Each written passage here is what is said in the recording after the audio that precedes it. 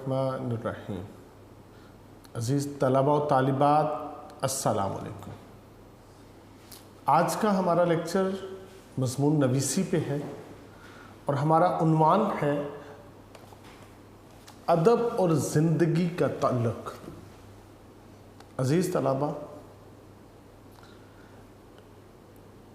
ادب ہم اس کو کہتے ہیں جس میں معاشرے کے افراد کی جو سوچ ہے، جو فکر ہے، جو خواہشات ہیں، اس کی عکاسی ہو سکے نثر میں، نظم میں یا غزل میں۔ تو عزیز طلباء، جو یہ لٹریچر ہے، جو ادب ہے، اس کا زندگی کے ساتھ گہرا تعلق ہے۔ انتہائی اہم یہ عنوان ہے کہ ہم جو پڑھتے ہیں، اپنے بچوں کو، آنے والی نسل کو ہم جو پڑھاتے ہیں، اس کا ہماری زندگی کے ساتھ کیا ربط ہے کہ نہیں ہے۔ جو چیز ہم بچوں کو پڑھا رہے ہوں اور اس کی مارکیٹ ویلیو کوئی نہ ہو تو پھر کیا ہے، وہ چیز بے ربط ہو جاتی ہے، اس کو کوئی شخص بھی حاصل نہیں کرنا چاہتا۔ جو ویلیوز مارکیٹ کے اندر ایگزسٹ کر رہی ہوں، وہی چیزیں جدید دور کا نوجوان زیادہ سے زیادہ حاصل کرنا چاہتا ہے۔ تو یہ جو ہمارا ادب ہے، کیا اس کا زندگی کے ساتھ گہرا تعلق ہے یا نہیں ہے؟ اس مضمون میں بیٹا ہم یہ دیکھیں گے۔ سب سے پہلے ہم اس کا معنی و مفہوم، اس کا تعارف دیکھیں گے، پھر انسانی اقدار اور ان کے جذبات و احساسات کو دیکھیں گے، پھر جو ادب کے پہلو ہیں ہم ان کا ذکر کریں گے، پھر ادیب کی نت نئی جو جہتیں ہیں، جو اس کی تخلیقات ہیں، تو عزیز طلباء ہم اس کا تذکرہ کریں گے، پھر تخلیق ادب کے مرحلے کون کون سے ہیں، ادب کی غرض و غایت کیا ہے، ادب اور ارتقاء زندگی یہ کیا ہے، ہمارے ادب کا مقصد کیا ہے، کیا اس کی کچھ منزل ہے، کچھ ٹارگٹ ہے اس کے، پھر ادب سرمایہ تخلیق، یہ جو کریشن ہے یہ کیا ہے، اس کے آگے اعلیٰ قدروں کی ہمارا ادب ترجمانی کرتا ہے یا نہیں کرتا، اس کو دیکھیں گے، ادب اور حقیقی مقاصد، پھر جو شعر و ادب ہے تو اس کے اوپر تذکرہ، آخر میں ہم اس کا رزلٹ ایک اختتامیہ کی صورت میں دیں گے کہ ہاں، ادب کا زندگی کے ساتھ گہرا تعلق ہے، اس کے بنا ہماری زندگی نامکمل رہتی ہے۔ تو عزیز طلباء، آپ یونیک نوٹس اوپن کریں تو شروع کرتے ہیں آج کا ہم لیکچر۔ عزیز طلباء، یونیک نوٹس کے اوپر یہ ہمارا مضمون ہے ادب اور زندگی کا تعلق۔ ادب ایک وسیع المعنی اصطلاح ہے اور اس کی کوئی قطعی تعریف کرنا مشکل ہے، تاہم مختصر لفظوں میں ہم یوں کہہ سکتے ہیں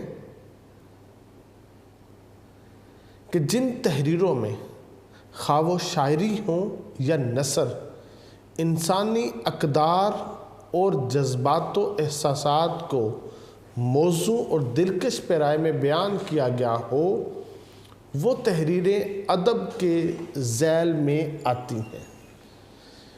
اس تعریف کی روشنی میں ہم سیاسیات، معاشیات اور سائنس کو ادب کا درجہ نہیں دے سکتے، کیونکہ ان علوم میں انداز بیان کی حیثیت ثانوی ہوتی ہے، کیونکہ ان کی تدریس کا مقصد پڑھنے سننے والے کے علم میں اضافہ کرنا ہوتا ہے۔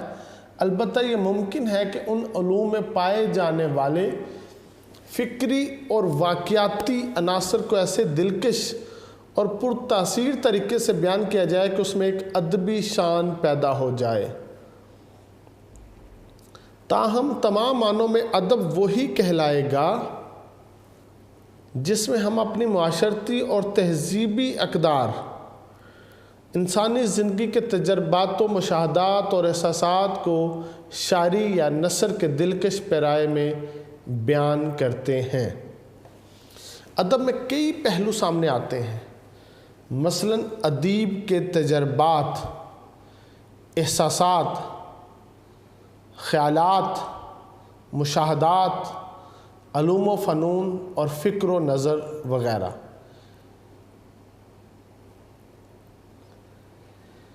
ان میں سے تجربات، احساسات اور خیالات کا تعلق صرف ادیب کی اپنی ذات سے ہوتا ہے، مگر مشاہدات، علم، مطالعہ وغیرہ دوسروں کے تجربات، احساسات اور خیالات کا نتیجہ ہوتے ہیں۔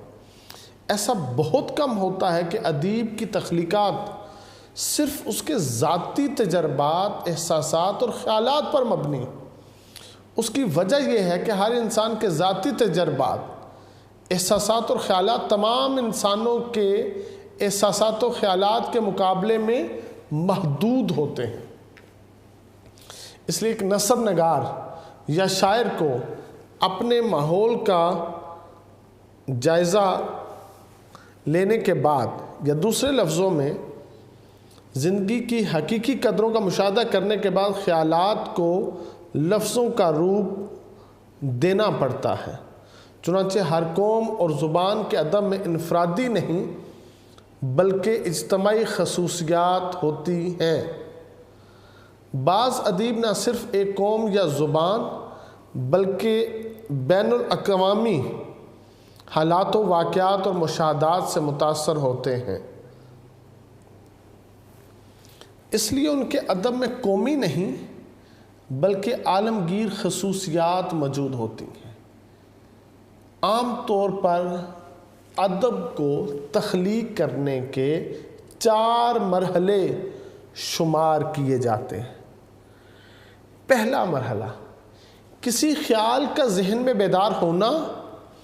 یہ براہ راست کسی واقعے سے متاثر ہو کر ہو سکتا ہے، یا مشاہدہ زندگی سے کوئی نیا خیال ذہن میں ابھر سکتا ہے۔ نمبر 2، مذکورہ خیال کی تکمیل کا ہونا ہے۔ جب ایک انسان موضوع پر غور و فکر کرتا ہے، سوچتا ہے، تو اس خیال کے محرکات، تاثرات، امکانات کے بارے میں سوچ بچار کرتا ہے، اور یوں وہ خیال ایک مکمل مضمون کی صورت اختیار کر لیتا ہے۔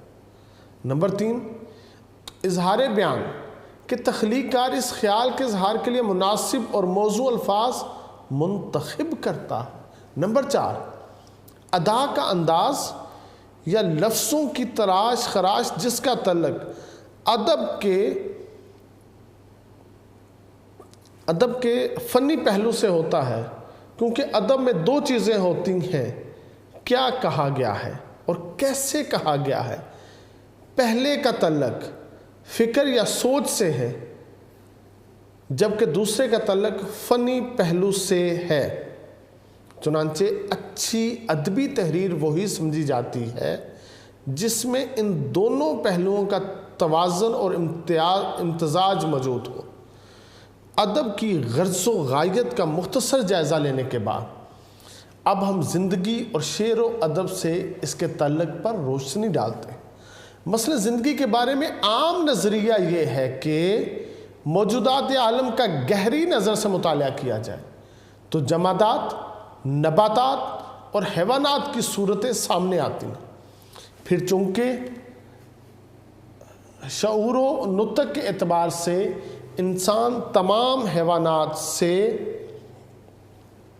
ممتاز اور اشرف ہے، لہذا زندگی سے مراد عموماً انسان اور اس کا ماحول ہوتا ہے۔ تو عزیز طلبہ، جو موجودات عالم کا گہری نظر سے مطالعہ کرتے ہیں تو جمادات، نباتات، حیوانات کی صورتیں سامنے آتی ہیں۔ پھر چونکہ شعور و نطق کے اعتبار سے انسان تمام حیوانات سے ممتاز ہے، یہ اشرف المخلوق ہے، لہٰذا زندگی سے مراد عموماً انسان اور اس کا ماحول ہے۔ انسان نے قرون اولیٰ میں کس طرح زندگی بسر کی اور اب کن حالات میں زندگی گزار رہا ہے اور مستقبل میں اس کے لیے کیا کیا امکانات ہیں، یہ زندگی کے اہم موضوعات ہیں۔ سوال یہ ہے کہ وہ کون سے عوامل ہیں اور وہ کون سے مؤثرات ہیں جن کے سبب ہم کہہ سکتے ہیں کہ انسان نے یہ سب سیکھا ہے۔ وہ مذہب ہے، وہ سائنس ہے، وہ فلسفہ ہے، وہ ادب ہے اور وہ سیاست ہے۔ ان میں سے ہر ایک انسانی زندگی، انسانی معاشرے کی ترقی کا منشا ہے۔ زندگی ارتقاء مسلسل کا نام ہے، جس میں انفرادی اور اجتماعی دونوں پہلو ساتھ ساتھ چلتے ہیں۔ اس کے چند بنیادی مطالبات ہیں جن کی تکمیل اور ادبی تخلیقات کی صورت میں رونما ہوتی ہیں، اور یہ تقاضے عزیز طلبہ فطری صلاحیتوں کے سرچشمے ہیں جو قدرت کی طرف سے انسان کو ودیت کی گئی ہیں۔ انسان فطرتاً داخلی کیفیات کو دوسروں پر ظاہر کرنے پر مجبور، معاشرتی حیوان ہونے کی بنا پر دوسرے انسانوں کے افعال و اعمال سے اس کا گہرا تعلق ہے اور اس کا اظہار الفاظ سے کرتا ہے، اور یہی ذریعہ تخلیقات کے وجود میں آنے کا ہے۔ لیکن ایسی تحریروں میں ابدیت یا آفاقیت اسی وقت پیدا ہوتی ہے جب زندگی کی دائمی قدروں کے ساتھ ساتھ فن اور جمالیاتی اقدار کا رنگ بھی جھلکتا ہو۔ سعدی، رومی، غالب، میر اور اقبال کی بقا یہی حقیقت ہے کہ انہوں نے زندگی کی بنیادی قدروں اور مسائل کو ادب میں رنگ امیزی سے سمویا ہے۔ یہی امتزاج ان کی عظمت کا باعث ہے۔ حسن فروغ شمع سخن دور ہے اسد، پہلے دل گداختہ پیدا کرے کوئی۔ یہ مرزا اسد اللہ خان غالب کہتے ہیں کہ حسن فروغ شمع سخن دور ہے اسد، پہلے دل گداختہ پیدا کرے کوئی۔ ایسے ہی کوئی لکھ نہیں سکتا جب تک کہ اس کے پاس ایسا دل موجود نہ ہو جو احساسات رکھتا ہو، جذبات رکھتا ہو، فیلنگز رکھتا ہو، جو نرم دل ہو، اور یہ ساری کیفیت پھر انسان اپنے قلم کے ساتھ کچھ لکھ سکتا ہے۔ پہلی چیز مرزا غالب کے لیے دل کا گداخ ہونا ہے، اور اقبال کہتے ہیں رنگ ہو یا خشت و سنگ، چنگ ہو یا حرف و صوت، معجزہ فن کی ہے خون جگر سے نمود۔ کہتے تم نے کچھ بھی کرنا ہے تو اس کے لیے پہلی چیز تم نے اپنے خون جگر کی نمود کرنی ہے، اس کی پرورش کرنی ہے۔ جب تمہارے نظریات پختہ ہو جائیں، تمہارا تخیل پختہ ہو جائے، مذہب کے ساتھ، تمہارے معاشرے کے ساتھ اس کا جو ٹکراؤ ہے وہ ختم ہو جائے، اس دن تم اپنے قلم سے رنگ بھی پیدا کر سکتے ہو، تم اپنے قلم سے حرف و صوت بھی پیدا کر سکتے ہو، تم اپنے قلم سے سنگ و خشت بھی پیدا کر سکتے ہو۔ تو اس سے ظاہر ہے ادب زندگی سے ہی سرمایہ تخلیق حاصل کرتا ہے۔ ادیب معاشرے کا فرد ہے، لہٰذا معاشرے کی تبدیلیوں سے متاثر ہو کر اس کی ترجمانی کرتا ہے۔ دوسرے لفظوں میں ادیب زندگی کی اور عوام کی داخلی اور جذباتی تاریخ نگاری، تعبیر و تشریح کے ساتھ ساتھ اشیاء کی گہرائی اور کائنات کی وسعتوں کا احاطہ بھی کرتا ہے۔ چنانچہ ایک کامیاب ادیب کے لیے یہ بھی لازم ہے کہ وہ نہ صرف مقصد کے تقدس کو قائم رکھے بلکہ فن کے تقاضوں کو بھی درجہ کمال تک پہنچائے۔ اگر کسی ادبی تحریر میں مقصد اتنا اونچا ہو جائے کہ فن کے جمالیاتی تقاضے اس کے نیچے دب جائیں تو اس سے تحریر کی لطافت مجروح ہو جاتی ہے اور اس کی ادبی قدر و قیمت گھٹ کے رہ جاتی ہے۔ مذکورہ خیالات، عزیز طلبہ، مذکورہ خیالات اور نظریات کے مطابق ادب زندگی کی اعلیٰ قدروں کا ترجمان ہے، لیکن بدقسمتی سے اردو کے قدیم نثری اور شعری سرمایہ میں ہمیں زیادہ تر ایسے قصے، کہانیاں، فرضی داستانیں اور منظومات و قصائد کا دفتر بے معنی لگتا ہے، جس کا زندگی کے حقائق سے کوئی تعلق نہیں۔ اس بے مقصد ادب کو ادب برائے ادب کا نام دیا جاتا ہے، یعنی ایسا ادب جو صرف تفریح طبع اور وقت گزاری، ذہنی عشرت کے لیے تخلیق کیا جائے۔ چنانچہ شعر و ادب جب تلذذ پرستی کی نظر ہو جائے تو معاشرے میں بگاڑ پیدا ہوگا۔ جب مبالغہ آرائی اور فضول خیالات کا رواج تمام قوم میں پھیلتا ہے تو اس شیریں زہر سے سب کے کان مانوس ہو جاتے ہیں۔ جس شعر میں زیادہ جھوٹ ہو، جس شعر میں زیادہ مبالغہ ہوتا ہے، اس شاعری کو زیادہ داد ملتی ہے۔ چنانچہ وہ شاعری میں جو وہ غلو کرتا چلا جاتا ہے تاکہ اس کو زیادہ داد ملتی چلی جائے۔ مولانا الطاف حسین حالی شعر و شاعری کے مقدمے میں لکھتے ہیں، ایسے شاعر کی طبیعت راستی سے دور ہو جاتی ہے اور اس کی جھوٹی اور بے سروپا باتیں وزن اور قافیے کے دلکش پیرائے میں سنتے سنتے سوسائٹی کے مذاق میں زہر گھلتا چلا جاتا ہے۔ حقائق اور واقعات سے عزیز طلبہ روز بروز مناسبت کم ہوتی چلی جاتی ہے۔ ایسے شاعروں کے بارے میں مرزا محمود سرحدی کا ایک قطع بڑا خوبصورت قطع ہے، بڑی خوبصورت آپ نے منظر کشی کی ہے، وہ ملاحظہ کریں۔ آپ کہتے ہیں، کل ایک مفکر مجھے کہتا تھا سرے راہ، چلتے چلتے نا ایک مفکر نے مجھے کہا، شاید تیری ملت کا ہے مٹنے کا ارادہ، شاید جو تیری قوم ہے نا اس نے مٹنے کا ارادہ کر لیا ہے۔ میں نے یہ کہا اس سے کوئی وجہ بھی ہوگی؟ کہتے میں نے اسے کہا کہ کوئی وجہ بھی ہوگی؟ بولا کہ تیری قوم میں شاعر ہیں زیادہ، کہ تیری قوم میں شاعر زیادہ ہیں جو بے تکی باتیں کرتے ہیں، جو راست گوئی سے دور ہوتے ہیں، فضول گویائی میں وہ چلے جاتے ہیں۔ جب گفتار کے غازی زیادہ ہو جائیں نا، کردار کے غازی کم ہو جائیں، تو پھر وہ قومیں ان کا سورج غروب ہونے کا وقت آ چکا ہوتا ہے۔ یعنی جب کوئی شاعر شعر برائے شعر کہتا ہے، شاعر اپنے سچے جذبات کی بجائے جھوٹ اور غلط جذبات کا اظہار کرتا ہے تو شاعری میں بگاڑ پیدا ہو جاتا ہے۔ جب جھوٹی، مبالغہ آمیز اور بے سروپا باتیں اشعار کے ذریعے بیان ہونے لگتی ہیں اور حقائق و واقعات سے ان کی مناسبت کم سے کم ہوتی جاتی ہے، تو اس وقت کیا ہے، یہ شاعری سوسائٹی کے لیے عزیز طلبہ زہر قاتل بن جاتی ہے۔ معاشرے میں پھر پتہ کیا ہوتا ہے، گھٹیا خیالات جڑ پکڑنے لگتے ہیں۔ شعر و ادب کا حقیقی مقصد معاشرے کی اصلاح، زندگی کے لیے تعمیری بنیادیں فراہم کرنا ہے۔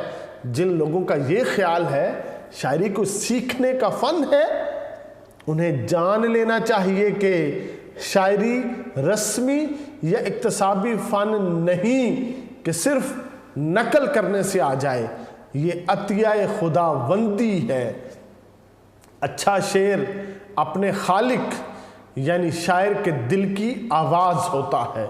اقبال نے ایسے شاعروں کو دیدہ بنائے قوم کہا ہے کیونکہ ان کی شاعری ان کے خون جگر سے نمو پاتی ہے۔ ایسی شاعری میں اس قدر تاثیر ہوتی ہے کہ افراد ہی نہیں قوموں کی تقدیر بدل جاتی ہے۔ علامہ اقبال رحمۃ اللہ علیہ فرماتے ہیں، شاعر دل نواز بھی بات اگر کہے کھری، شاعر دل نواز بھی بات اگر کہے کھری، ہوتی ہے اس کے فیض سے مزرعہ زندگی ہری۔ بیٹا مزرع کہتے ہیں کھیت کو، زندگی کی کھیتی پھر شاعر کے فیض سے ہری بھری ہو جاتی ہے اگر شاعر بات کھری کہے گا تو۔ شان خلیل ہوتی ہے اس کے کلام سے عیاں۔ شان خلیل حضرت ابراہیم علیہ السلام کا لقب ہے خلیل اللہ، اور یہ شان خلیل کا اظہار کب ہوا تھا؟ جب آپ اس آگ کے کنویں میں کودے تھے۔ تو شان خلیل ہوتی ہے اس کے کلام سے عیاں، کرتی ہے اس کی قوم جب اپنا شعار آزری، جب اس کی قوم یہ کرے گی کہ سچ کہے گی، اس سچ کے بدلے میں اگر آگ کے کنویں میں کودنا پڑا تو وہ کود جائے گی۔ اگر شعراء ایسا کریں گے تو ان کے کلام میں شان خلیل پیدا ہوگی۔ اہل زمین کو نسخہ زندگی دوام ہے، اہل زمین کو نسخہ زندگی دوام ہے، خون جگر سے تربیت پاتی ہے جو سخن وری۔ تو عزیز طلبہ، علامہ اقبال شاعری کو کہتے ہیں کہ اس کے ساتھ اپنی زندگی سنوار جاؤ۔ ایسے شعر و ادب میں قومی زندگی جھلکتی ہے، اس کے مطالعے سے قوم آگے بڑھتی ہے، ترقی کرنے اور کارہائے نمایاں سر انجام دینے کا جذبہ پیدا ہوتا ہے۔ یہ ادب ہی نوجوانوں کو ایسے کام کرنے پر ابھارتا ہے جن سے ان کا نام عظیم شخصیتوں میں شمار ہونے لگتا ہے۔ حقیقت یہ ہے تخلیق کار کے دل میں گہرے شعور و احساس کی بدولت ہی درد مندی کا احساس جنم لیتا ہے۔ اس کا یہی احساس درد مندی اسے نوع انسانی کی محبت کے اس مقام پر لے آتا ہے جہاں وہ دوسروں کے درد کو اپنا درد سمجھنے لگتا ہے اور جذبہ ہمدردی سے سرشار ہو کر بے ساختہ پکار اٹھتا ہے۔ خنجر چلے کسی پہ تڑپتے ہیں ہم امیر، خنجر چلے کسی پہ تڑپتے ہیں ہم امیر، سارے جہاں کا درد ہمارے جگر میں ہے۔ عزیز طلبہ، ادب کا مقصد ایسے انسان تیار کرنا ہے جو مہذب ہو، جو شائستہ ہو، جو انسانیت کی اعلیٰ اقدار کے حامل ہوں۔ اگر ادب کے مطالعے سے انسان میں اوصاف پیدا ہوتے ہیں تو اسے ہم مقصدی ادب کہیں گے۔ علامہ اقبال کے نزدیک اس ادب کا مرتبہ بہت بلند ہے جس کا مقصد انسان کی تہذیب ہو۔ فرماتے ہیں شعر را مقصود گر آدم گری است، شاعری ہم وارث پیغمبری است۔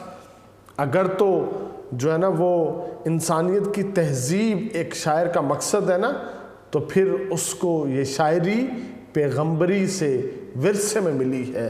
یعنی اگر شعر کا مقصد انسانی کردار کی تعمیر کر کے اس میں اخلاق عالیہ پیدا کرنا ہے تو ایسی شاعری کو ہم پیغمبری کا وارث کہیں گے جس میں زندگی کی اعلیٰ قدروں کی ترجمانی ہو۔ نہایت افسوس کے ساتھ لکھنا پڑتا ہے کہ طبقاتی نظام اور دولت کی غیر مساوی تقسیم نے ہمارے معاشرے میں امیروں اور غریبوں میں حد فاصل قائم کر دی ہے۔ ایسے معاشرے میں لوگوں کی اکثریت زندگی کی بنیادی جو ضرورتیں ہیں ان سے محروم ہے۔ ایسے میں غریبوں، بے کسوں، مجبوروں کی اگر کوئی نمائندگی کرتا ہے تو وہ ادیب ہے، صرف ادیب ہے۔ تو یہ چند مثالیں ہیں، ان کو بھی واضح جو ہے نا وہ دیکھ لیجئے۔ زندگی دوسرے گزارتے ہیں، زندگی تو دوسرے گزارتے ہیں، ہم تو بس ہاتھ پاؤں مارتے ہیں۔ آگے جو ہے نا وہ ایک اور شعر ہے، بیدل لباس زیست بڑا دل فریب تھا۔ بیدل لباس زیست بڑا دل فریب تھا اور ہم نے اس لباس کو الٹا پہن لیا۔ غریبوں کے جہاں میں وقت بھی رک رک کے چلتا ہے، کبھی صبح نہیں ہوتی کبھی راتیں نہیں ہوتی۔ یہ عزیز طلبہ یہ ادب ہے جو غریبوں کی مشکلات کی ترجمانی کرتا ہے۔ تو عزیز طلبہ ادب زندگی کی نامیاتی عقائد کو اس طرح پیش کرتا ہے کہ ہمیں رواں دواں زندگی کی جو لفظوں کی صورت ہے وہ دکھائی دیتی ہے۔ جہاں اردو شاعری زندگی کی بنیادی حقیقتوں کو پیش کرتی ہے، وہاں نثری ادب بھی پیچھے نہیں۔ شوکت صدیقی کا ناول خدا کی بستی ہجرت کے بعد پیدا ہونے والے مسائل پیش کرتا ہے۔ عزیز طلبہ، جانگلوس یہ بھی ایک ناول ہے، دیہاتی زندگی کے مسائل کو پیش کرتا ہے، مختلف نوعیت کے جرائم، ان کے محرکات کو سامنے لے کے آتا ہے۔ اور ایسے ہی اداس نسلیں عبداللہ حسین کا ناول ہے۔ یہ بیٹا برصغیر پر انگریزوں کے قبضے اور جاگیردارانہ نظام کے فروغ سے شروع ہوتا ہے، آزادی کے زمانے تک یہ ناول ہمیں بتاتا ہے۔ اسی طرح راکھ مستنصر حسین تارڑ کا ناول اور نادر لوگ عبداللہ حسین کا یہ جو ناول ہے، ہندوستان کی تقسیم کے بعد جو لسانی فسادات پیدا ہوئے یہ ان پر مبنی ہے۔ غلام عباس کے افسانوں کے موضوعات و بالخصوص انسانی زندگی کے مختلف رویوں کو بیان کرتے ہیں۔ تو عزیز طلبہ، مذکورہ بحث سے یہ نتیجہ نکلتا ہے کہ ادب وہی زندہ رہتا ہے جس کی بنیاد زندگی کے معاملات پر ہو، جس کی بنیاد زندگی کے مسائل پر قائم ہو، کیونکہ ادب اور زندگی دونوں کے مقاصد ایک ہیں۔ ادب جو ہے زندگی سے دور ہو کر بے رہ روی کا شکار ہو جاتا ہے، اور زندگی بغیر شعر و ادب کے بے رنگ ہو جاتی ہے، بے کیف ہو جاتی ہے۔ تو پتہ چلا ادب اور زندگی دونوں لازم و ملزوم ہیں۔ کچھ نہیں مانگتے بجز اذن کلام، کچھ نہیں مانگتے بجز اذن کلام، ہم تو انسان کا بے ساختہ پن مانگتے ہیں۔ عزیز طلبہ، انتہائی اہم مضمون تھا یہ ادب اور زندگی کے اوپر۔ تو اللہ رب العزت آپ کو اس مضمون کو یاد کرنے کی توفیق عطا فرمائے۔ اللہ رب العزت آپ کا حامی و ناصر ہو، آپ کو علم نافع عطا فرمائے۔ والسلام۔